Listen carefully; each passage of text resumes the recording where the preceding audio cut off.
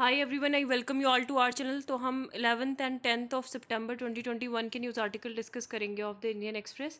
सो कल जो एक आर्टिकल आया था एक्सप्लेन सेक्शन में, व्हाट चंद्रयान 2 हैज सेंट, काफ़ी इंपॉर्टेंट था।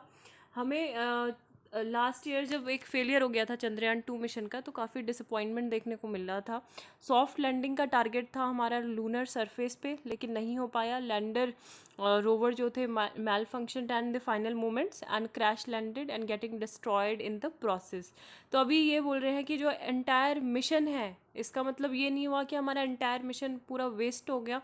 अभी भी जो हमारा ऑर्बिटर पार्ट है of the mission, still it is functioning normally, and it is the 2 years since that setback the various instrument on board have gathered a wealth of new information। तो हमको काफ़ी ज़्यादा नई इन्फॉर्मेशन, हमारा जो knowledge है moon से, moon के रिगार्डिंग और इनके मून के इन्वायरमेंट के बारे में काफ़ी हमें पता चला है चंद्रयान 2 मिशन में, जो हमने ऑर्बिटर था, ठीक है, उसमें लॉन्च किया था। What is the information gather, तो क्या हमें ऑर्बिटर से मिला है कि ऑर्बिटर 8 इंस्ट्रूमेंट कैरी किए हैं through different method, and these instruments are meant to carry out a few broad task. जैसे और जितने भी जो कंपोजिशन है, एलिमेंटल कंपोजिशन, तो उसका डिटेल्ड स्टडी उनके द्वारा करना, and lunar surface and environment assess the presence of different minerals, कि क्या क्या वहाँ पे डिफरेंट टाइप के मिनरल्स हैं, और डिटेल्ड मैपिंग करनी लूनर टेरेन की, ठीक है। तो ये सब चीज़ें हैं, और इन्होंने काफ़ी एक हैंडसम अमाउंट ऑफ डेटा जो है वो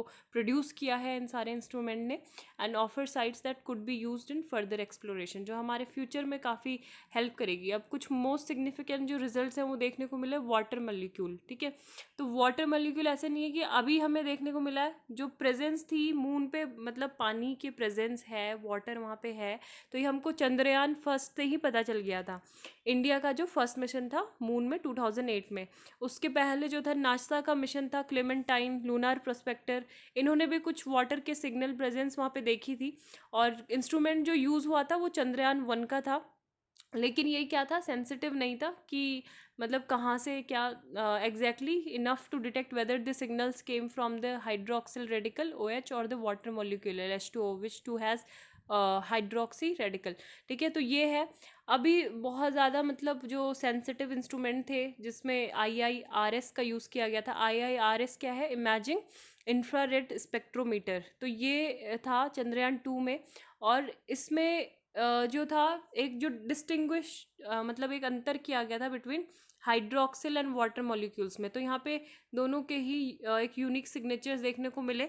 और पहले मतलब ये पता था कि वाटर जो है कहाँ पे है प्रेजेंटली, मतलब मेनली पोलर रीजन्स में है मून के, लेकिन चंद्रयान 2 के होने से क्या पता चला हमें कि जितना भी लैटिट्यूड है, मतलब पूरा मून का जो भी लैटिट्यूड है, तो वहाँ पे हर जगह पे वाटर देखने को मिला है। ऑल दो मतलब ये नहीं पता है कि कहाँ पे कितनी मात्रा में पानी है, लेकिन ऑलमोस्ट सारे सरफेस में पानी है, ठीक है। प्लेस टू प्लेस डिपेंड करता है कि कहीं पे एविडेंस में होगा, ज़्यादा होगा, कहीं पे कम होगा। तो ये सारी चीज़ें हमको इससे पता चल रही है। फिर माइनर एलिमेंट्स के बारे में पता चला है कि large area soft X ray spectrometer है, जिसको क्लास बोला जाता है। इन्होंने जो मून एक्सरे स्पेक्ट्रम है, इसने एग्जामिन किया मेजर एलिमेंट जैसे magnesium, aluminium, silicon, calcium, titanium, iron, ठीक है। इन सब के बारे में यहाँ पे डिटेक्शन किया।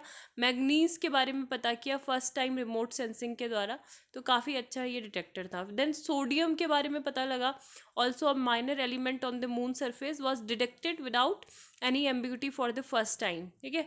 फिर सन की study on one of the payloads, उसका नाम है सोलर एक्सरे मॉनिटर, ठीक है, XSM। तो XSM इसने क्या किया, मून के साथ साथ जो मतलब रेडिएशन जो सन से आ रहे हैं, तो उससे भी कुछ इन्फॉर्मेशन गैदर की, कलेक्ट की अबाउट सोलर फ्लेयर्स। तो इसके बारे में भी पता चला, ये ऑब्जर्व किया कि large number of micro flares outside the active region for the first time, and according to ISRO it has great implication. मतलब जो हमारा एक कि सोलर, मतलब किस तरीके से जो सोलर कोरोना है, मतलब कैसे मैकेनिज्म है behind the heating of solar corona, इतना हीट क्यों करता है, तो उस पर भी काफ़ी अंडरस्टैंडिंग क्लैरिटी हमको देखने को मिलेगी, ठीक है। तो वाटर मॉलिक्यूल माइनर जो एलिमेंट्स हैं, ठीक है, मिनरल्स के बारे में पता चला, सन की स्टडी के बारे में पता चला, and how does all this help. तो ये काफ़ी आगे आने वाली जो एक्सप्लोरेशन होगी उसमें काफ़ी हमें काम करेगा, मदद करेगा। और बाकी मून मिशन जो है ये बोल रहे हैं कि इस तरीके के डाटा जो है ये कहाँ पे यूज़ हो सकते हैं, जो जापान की एरोस्पेस एक्सप्लोरेशन एजेंसी है जाक्सा, ठीक है, और इसरो का जो कोलाब्रेशन है lunar polar exploration LUPEX mission इसको बोला गया है, ठीक है। ये कब के लिए शेड्यूल्ड है, ये 2023 के लिए एंड 2024 के लिए शेड्यूल्ड है। तो ये इसका एम ये है कि to obtain knowledge of lunar water resource and to explore the suitability of the lunar polar region for setting up a lunar base. तो ये है। इसके अलावा नासा का जो आर्टेमिस मिशन है इसका भी प्लान ये है कि इनेबल करना ह्यूमन लैंडिंग को ऑन द मून, ठीक है। 2024 की शुरुआत से ही ये इनेबल करना चाहते हैं human landing on the moon and target sustainable lunar exploration by 2028। Chinese lunar exploration programme की बात करें तो इनका भी प्लान है कि एक प्रोटोटाइप इस्टेब्लिश करना of the ILRS international lunar research station at the lunar south pole and build a platform supporting large scale scientific exploration. तो सबके अपने अपने कुछ टारगेट यहाँ पे हैं, है ना। और यही है कि ग्लोबल ऑब्जर्वेशन इससे मतलब होगी। Those on the lander and would have provided much more local information, the two diverse sets of data could have help prepare a more composite picture of the moon, ठीक है। तो ये इसके बारे में। और यहाँ पे नेक्स्ट यहाँ पे देख लेते हैं और क्या है।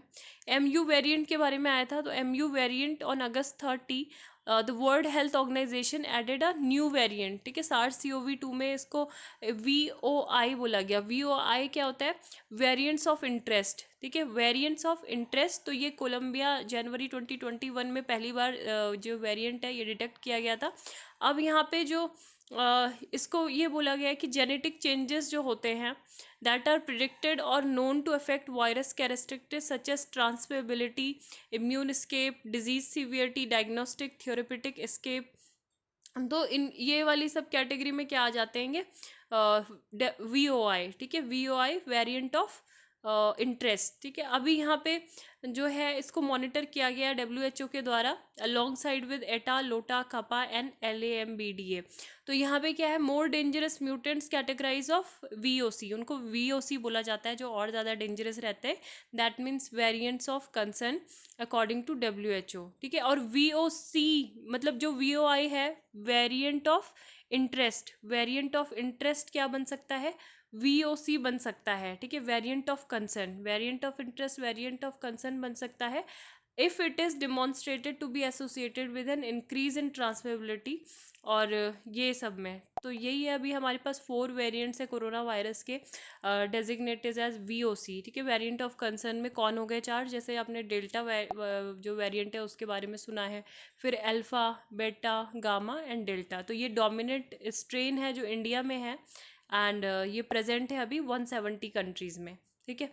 तो ये था इससे related. Then Brazil ban social network from removing some post. Brazil ने बैन कर दिया, मतलब इस एक फ़िल्टर लगा दिया है कि केवल जो कुछ ऐसी चीज़ें होंगी जिसमें क्या हो, सर्टेन टॉपिक्स होंगे जो आउटलाइन किए गए हैं मेजर, जैसे कि न्यूडिटी, ड्रग्स एंड वायलेंस, है ना। तो ये जो क्राइम को और ज़्यादा इनकरेज करते हैं, वायलेट जो कॉपीराइट वायलेट करते हैं, तो उससे रिलेटेड ही कंटेंट को क्या करेंगे, स्ट्रक डाउन कर सकते हैं। बाकी यहाँ पे क्या हो रहा है कि ब्राज़ील के प्रेसिडेंट मतलब कुछ भी ट्वीट कर रहे हैं तो ये जो सोशल मीडिया प्लेटफॉर्म है, फेसबुक, ट्विटर, यूट्यूब, तो इन्होंने उसको स्ट्रक डाउन कर लिया, मतलब डिलीट कर देते हैं ट्वीट को, है ना।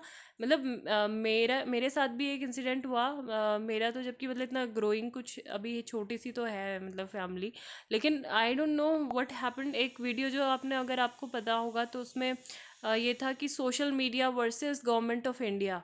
तो वो वीडियो पे तुरंत मतलब काफ़ी ज़्यादा व्यूज़ आ रहे थे सडनली, और दे ब्लॉक्ड दैट वीडियो कि जो कंटेंट है वो इनअप्रोप्रिएट है, हमारी जो सोशल मीडिया की गाइडलाइंस है उस पर अडर नहीं करता है।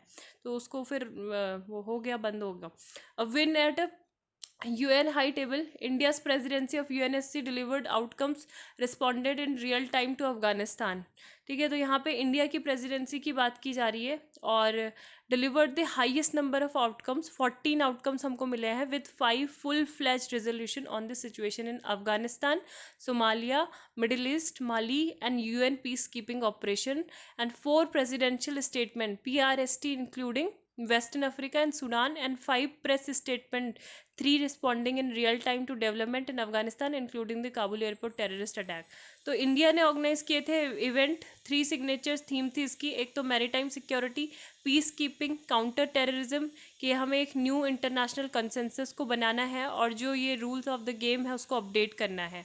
ठीक है, तो 9 अगस्त का जो इवेंट इन्होंने बताया है उसको एक पाथ ब्रेकिंग इवेंट बताया है, कंसेप्ट ऑफ मैरीटाइम सिक्योरिटी क्योंकि यहाँ पे दिया गया, और अनक्लॉज जो है, ठीक है, UN क्लॉज या अनक्लॉज कुछ भी बोल सकते हो, ये फ्रीडम ऑफ नेविगेशन देता है। तो ये सेंसिटिव टॉपिक है।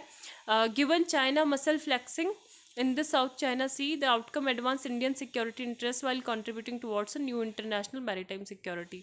तो ये है। और इसके अलावा हमारे जो एक्सटर्नल अफेयर्स मिनिस्टर हैं उन्होंने एक इवेंट को भी चेयर किया था जिसकी थीम थी threats to international peace and security caused by terrorist attack, है ना। तो इसमें भी फोकस किया गया कि क्या क्या थ्रेट्स हैं, क्या अटैक्स हैं, और एक कॉम्प्रीहेंशन जो कन्वेंशन है अगेंस्ट इंटरनेशनल टेररिज्म, ये बहुत इंपॉर्टेंट है। जब हमारी जो विदेश मंत्री हुआ करती थी सुषमा स्वराज, है ना, तो सुषमा स्वराज के टाइम पे इसको बहुत उठाया जाता था, CCIT, है ना, ये इंडिया का कंसेप्ट है। क्या, एक कन्वेंशन, मतलब एक टेररिज्म की एक प्रॉपर तो डेफिनेशन पहले आप बनाओ ना, तो यही था इसमें कि comprehensive convention against international terrorism and India's 8-point action plan, all to reinforce the just revise UN global counter terrorism strategy. तो ये है। और इसके अलावा हमारे जो कॉन्सुलेटेड पावर हैं तो ये भी डिप्लॉयड की गई थी on issues like Myanmar, Mali, Somalia, middle east, Ethiopia, Haiti, DPRK, but it's diplomatic sagacity and agility were tested most by the developments in Afghanistan. ठीक है, बाकी जो एक और रेजोल्यूशन की बात की थी, आपको वो रेजोल्यूशन पता होना चाहिए जिसमें अलकायदा और मतलब जो लश्कर ए तैयबा, जैश ए मोहम्मद है ना, इनको क्या किया गया है, बैन किया गया है। वो कौन सा UNSC का रेजोल्यूशन है, 1267। ठीक है, एक दूसरा रेजोल्यूशन न्यूज़ में था जिसका नाम है UN रेजोल्यूशन 2593। अगर ऐसे आ जाता है UNSC रेजोल्यूशन 2593 किससे रिलेटेड है, तो ये किससे रिलेटेड है, जो 30 अगस्त को अडॉप्ट किया गया था। किसने, जो सीरियस कंसर्न है तालिबान रूल्ड अफगानिस्तान में कि वो एक टेररिस्ट ग्रुप के लिए एक हेवन बनता जा रहा है और getting free run to mount attacks on neighbouring countries, है ना, तो ये ना हो। और ये डिमांड किया गया था कि अफगान टेरिटरी को जो बाहर की दूसरी कंट्रीज़ हैं तो वहाँ पे वो थर्ड कंट्री को, मतलब सेकंड कंट्री को अटैक करने के लिए ना वो यूज़ किया जाए, और जो भी मतलब उसको एक शेल्टर ना दिया जाए कि वहाँ पे टेररिस्ट क्या हो, ट्रेंड हो, या फिर जो भी टेररिज्म अटैक्स या एक्ट्स हैं उनको फिनेंस किया जाए। तो ये सारी चीज़ें थी। और इसके अलावा India was thus able to ensure that UNSC Resolution 2593 let down some fundamental benchmark to guide the international community on calibrating its relation with the emerging Taliban regime and setting a standard to behavior and policy for it. अब France and UK जो है इन्होंने warn किया Taliban government को कि इनको जज करेंगे, है ना, ये कंट्रीज़ क्या करेंगी, इनको जज करेंगी कि किस तरीके से ये रेजोल्यूशन का इम्प्लीमेंटेशन करते हैं, क्योंकि इन्होंने बोला था कि ये हम अपने जो वुमेन राइट है ना उसको प्रोटेक्ट करेंगे जैसे है। और रशिया भी मतलब एक तरीके से क्या चाह रहा है कि it was a moment of sweet revenge to see the US relive its own humiliating withdrawal from Afghanistan, है ना, क्योंकि पहले बहुत ह्यूमिलेट तरीके से रशिया का विड्रॉल करवाया था, तो एक तरीके से वो भी रशिया भी ये सोच रहा है कि चलो मतलब ठीक हो गया, ये भी निकल गए यहाँ से। So China use the resolution for grandstanding as the new beginning super power. China के अपने इंटरेस्ट हैं कुछ, है ना, कि वो और मतलब वहाँ पे और ज़्यादा इंटरवेंशन करेंगे। And both Russia and China sought to portray themselves as champions of the Taliban. तो रशिया तो पहले से ही इनके टॉक्स में मतलब है काफ़ी टाइम से, चाइना भी है, तो ये ही है। अब जो on the counter terrorism they wanted a balanced approach to include their terrorist of concern including the East Turkmenistan Islamic movement. तो ये भी है कि वो क्या करना चाहते हैं कि मतलब वो अपने को चैम्पियन बता रहे हैं लेकिन साथ में वो ये भी चाहते हैं कि तालिबान एक बैलेंस्ड अप्रोच बना के रखे, है ना. तो ये सब चीज़ें हैं. और मतलब हमारे लिए सबसे ज़्यादा बेनिफिशियल ये है कि जो हमारी जो क्लेम करते हैं हम कि हमको भी एक परमानेंट मेंबरशिप देनी चाहिए यूनाइटेड नेशन सिक्योरिटी काउंसिल में, तो उसको एक और ज़्यादा स्ट्रेंथन करता है हमारी प्रेसिडेंसी. क्योंकि हमने जो ये P5 कंट्री थी ना, तो उनको एक तरीके से परसुएट किया कि वो रेजोल्यूशन को वीटो ना करें, अब्सटेन कर लें. जैसे रशिया चाइना ने अब्सटेन किया, मतलब वो शामिल नहीं हुए, है ना.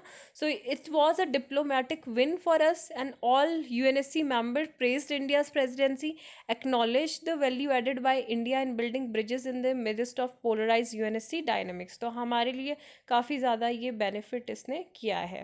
देन यहाँ पे जो आर्टिकल था हेल्पिंग मुंबई वेदर चेंज, तो ये सिटी के क्लाइमेट एडप्शन प्लान से रिलेटेड था. और ये इन्होंने बोला है कि मुंबई क्योंकि एक ड्राफ्ट कर रहा है ambitious climate adapt action plan, and this is much needed exercise that matters not just for Mumbai environment but for future the city itself, है ना.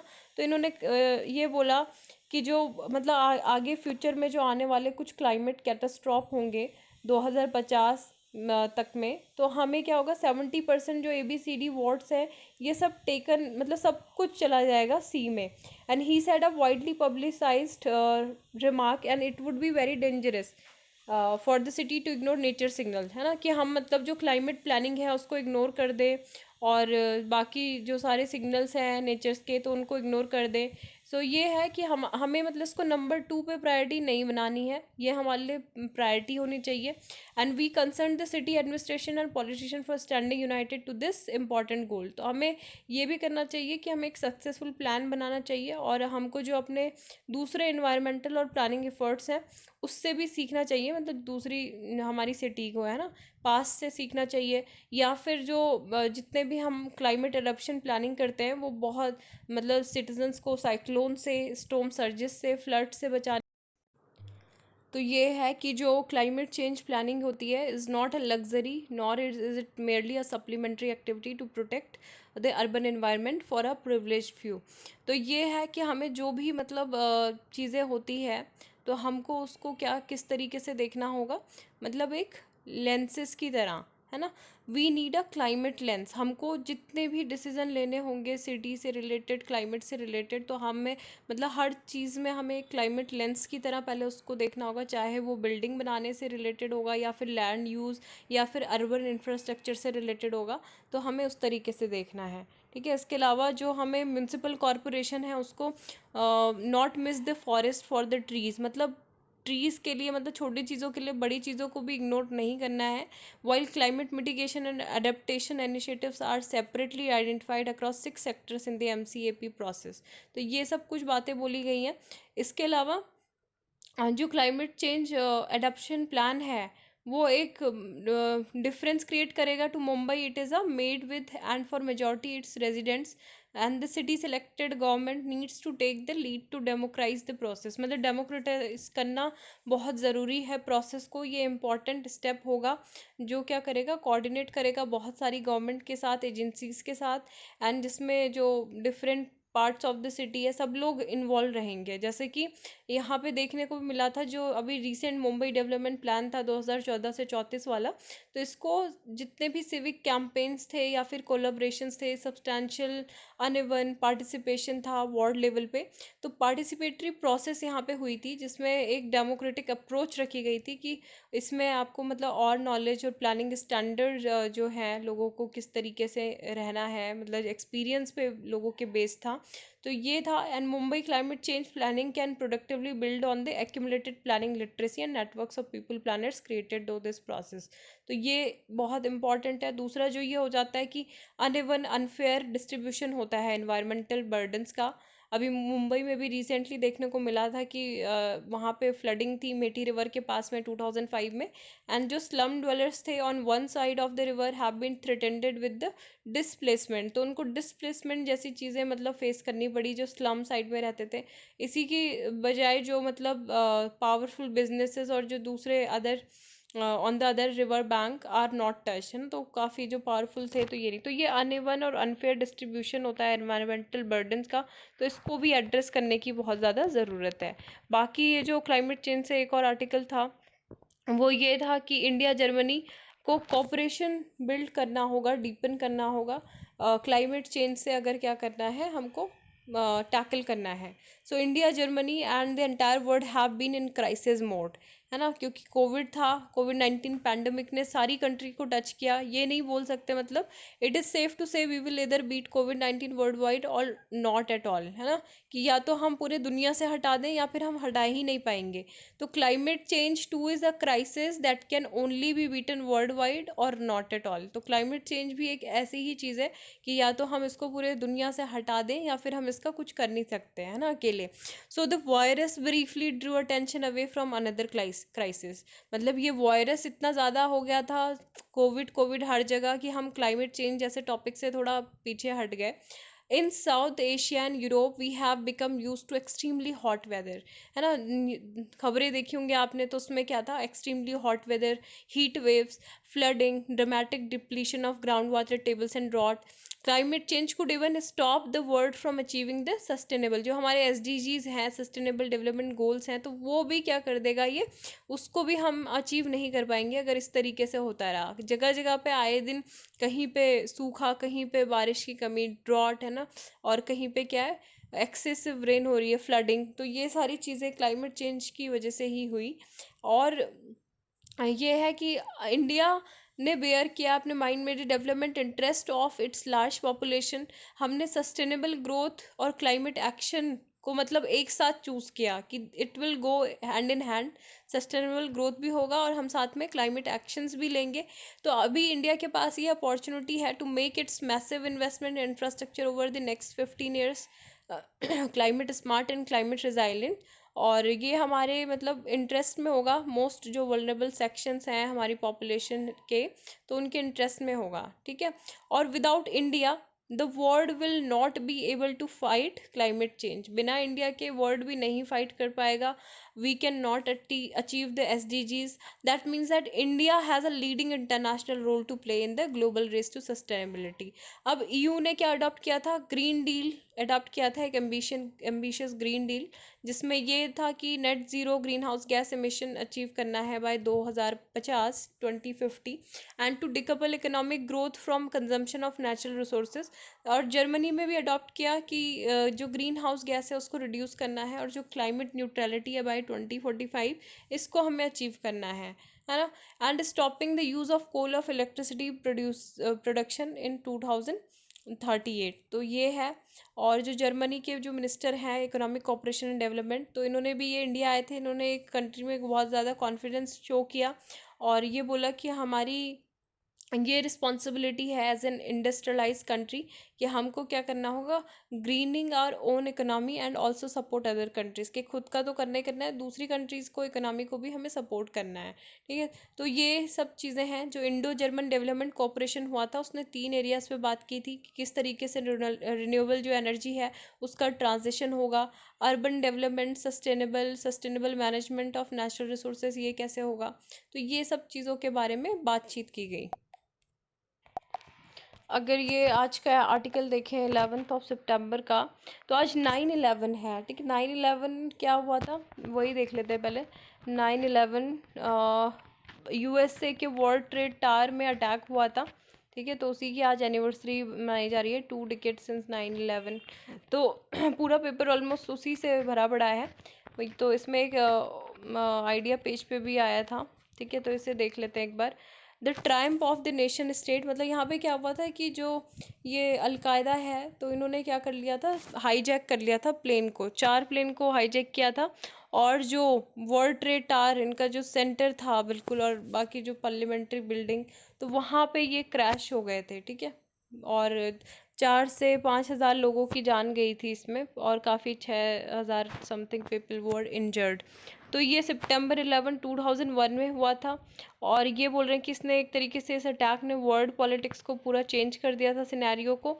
And 2 decades later through the दो the system of nation state looks quite robust after enduring the challenge from international terrorism. तो ये है 9/11 का जो attack था, ये एक तरीके से अमेरिका को डिस्ट्रॉय करने के लिए ऑर्गेनाइज किया गया था। Overthrow the Arab regime, unleash a war with Israel and pit the believers against the infidels and remain inclusive as ever. तो ये है।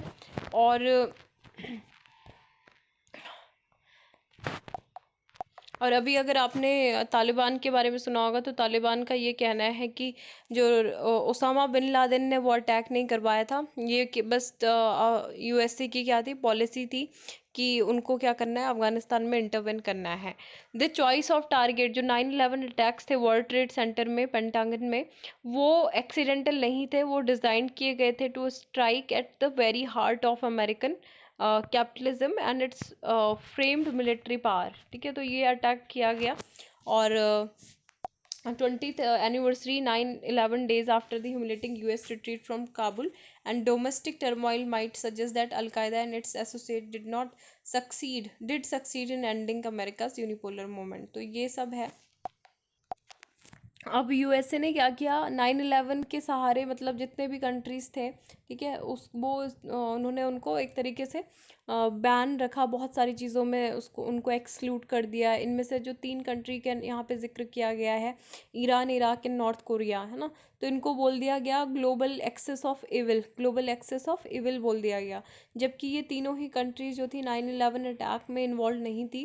And the US rewarded Pakistan, है ना, तो पाकिस्तान जैसी कंट्री को यूएस रिवॉर्ड करता था billions of dollar in military and economic assistance that actively nurtures the Taliban and succeeded in bleeding and defeating the US Afghanistan. तो ये सारी चीज़ें हैं जो मतलब उस टाइम पे अमेरिका ने की थी।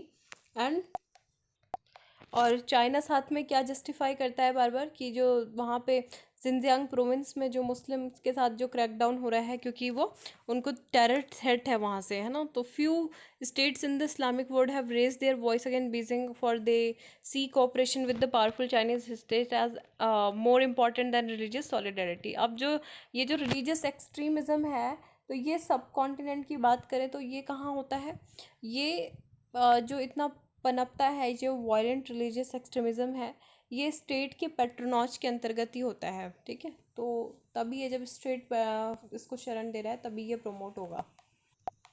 एक बाकी क्वाड से रिलेटेड आर्टिकल इम्पॉर्टेंट था। Australia foreign minister, Quad has evolve swiftly effectively, और Australia comments India for taking a strong leadership role in the region. ठीक है, और इसके अलावा ऑस्ट्रेलिया ने ये अनाउंसमेंट की है कि ऑस्ट्रेलिया कंट्रीब्यूट करेगा $10 million for the India led coalition for disaster resilient infrastructure and $1 million for international solar alliance. ठीक है, तो ये सब चीज़ें हैं।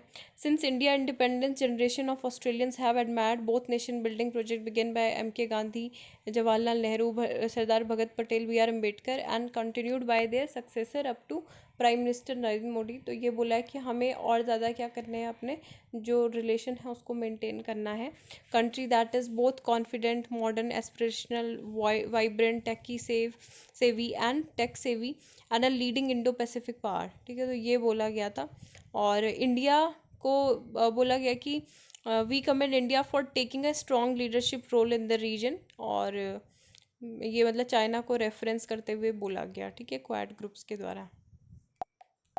बाकी के जो न्यूज़ आर्टिकल है तालिबान 9/11 से ही रिलेटेड है, तो बाकी हम कल संडे को डिस्कस करेंगे। Thank you, have a nice day.